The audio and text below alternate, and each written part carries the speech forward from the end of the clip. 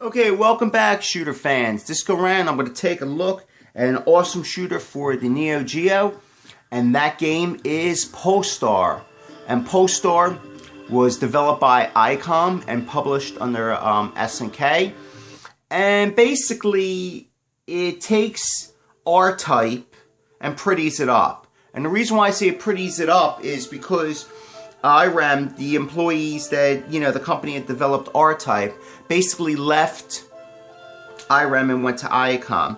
And a lot of employees actually used to do that, kind of like switch on the fly or kind of like work behind the scenes with various game developers. And a lot of people had good relationships that a lot of people don't know about because they might have sought out certain employees because of their artistic talents or their ingenuity, whatever it may be.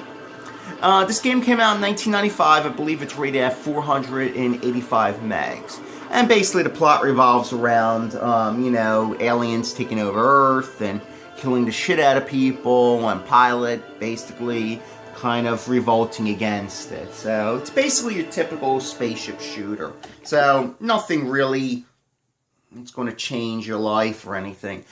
Basically, the game focuses on a lot, not only so much of your power-ups, because a lot of space shooters do that, because, you get your power-ups, your speed, etc., in order to get to the end-level boss, and when you get to the end-level boss, if you have all your power-ups, it makes you stronger in order to beat them and get through the level a little bit quicker. So, yeah, so basically here it focuses more on your charge shot, and the charge shot can be used at different type of levels, and it has a lot of strategy to it in order to get through the game. Alright, you're not going to see any superior gameplay. I'm probably going to get the shit killed out of me playing this game. So, and that's one thing this game is noted for, is its obscene fucking difficulty. This game is no joke when it comes to difficulty. The thing is that the game will whoop your ass. If you like a challenge, welcome to it, because that's what you're going to fucking see as a challenge and all. And that's what a lot of people criticized,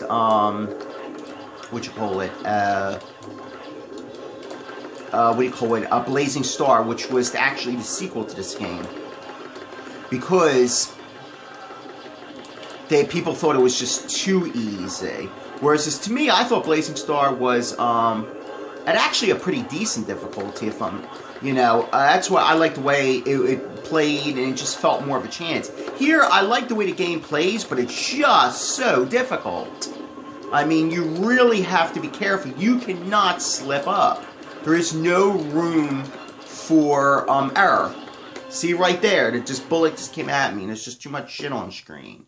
There's no room for error in these type of games. And that's the only thing, my only true criticism is. Also, there is slowdown in here, don't get me wrong, but it's not so terribly bad that it hampers the game in any way, shape, or form. It's just to be really noted. The thing is that, like I said, you have your power-ups, you have your all sorts of enemies and all.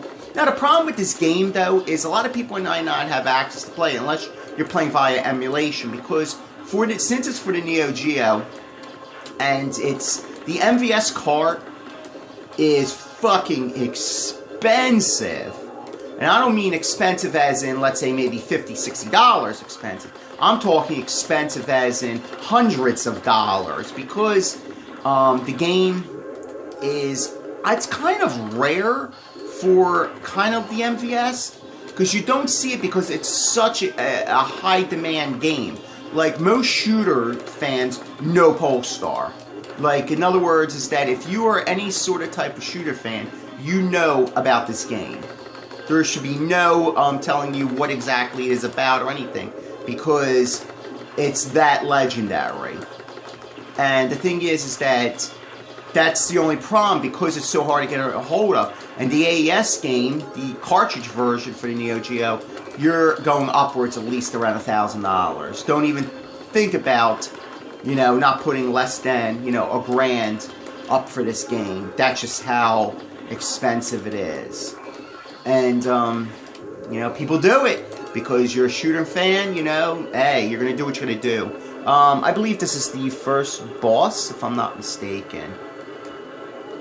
Like I said, there's a lot of awesome graphical effects in here. It's just so a pretty game. It's like, even though I get my ass handed to me, I mean, it's just a wonderful game to look at.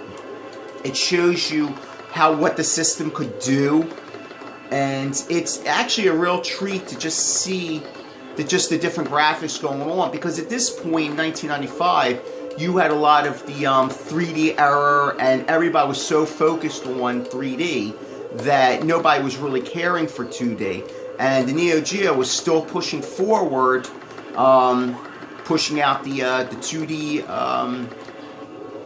the 2D force. You know, that's basically what they were doing. And I got to give it to them for just keep on going forward and trying to appease a lot of the people, the older players, I guess, at the time, to enjoy these type of games and all. And, you know, bring new life into the system, because at that point, you know, this was at least like 5 years old.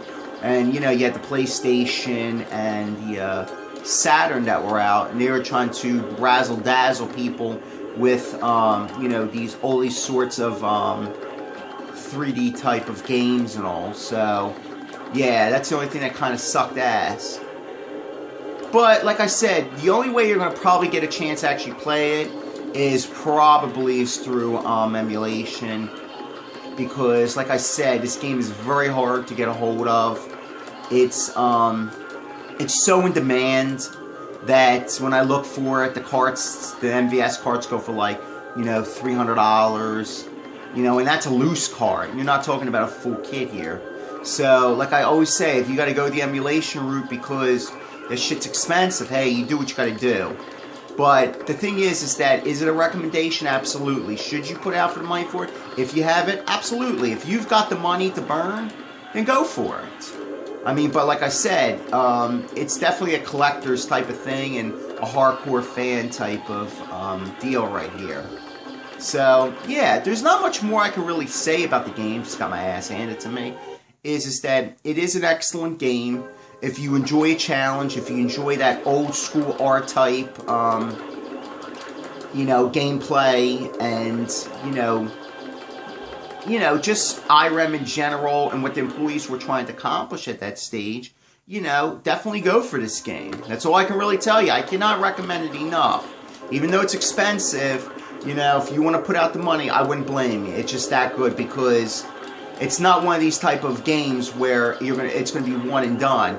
It's going to take you a minute. Hell, you might even have to cheat through it. So, yeah. Alright then, there's not much really more to say other than checking this game out. It's a must. And, yeah. So I just leave you with a little bit of extra gameplay. You can see the details, like with the waterfall, how my ship is getting a little stuck right there. It shows you how much detail was put into the game. Alright then, I'm out of this bitch. Take care.